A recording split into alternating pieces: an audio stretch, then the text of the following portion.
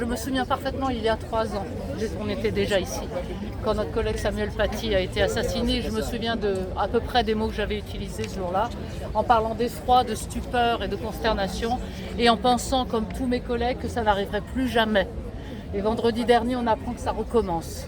Et là, je vous avoue qu'une forme de lassitude de la part des collègues, de voir que les leçons ne portent pas, que le drame d'il y a 3 ans, qui aurait dû pousser l'État, l'éducation nationale à prendre toutes les mesures nécessaires pour protéger ses personnels, aujourd'hui il a défailli.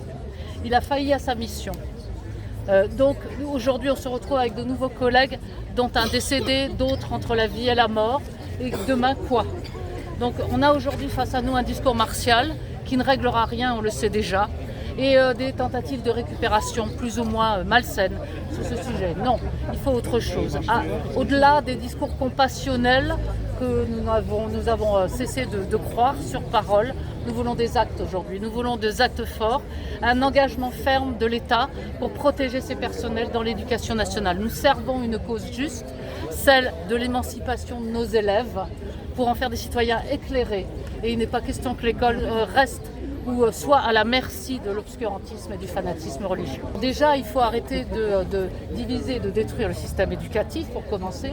Ensuite, recruter suffisamment de personnel dans les vies scolaires par exemple, mais pas que. En fait, faire ce qu'il aurait fallu faire il y a 3 ans déjà, c'est-à-dire tout mettre en œuvre pour protéger les personnels. Après le discours martial du ministre de l'Intérieur, j'entends bien, mais ça ne suffira jamais et ça ne fera qu'attiser les colères. Donc ça n'est pas la bonne solution.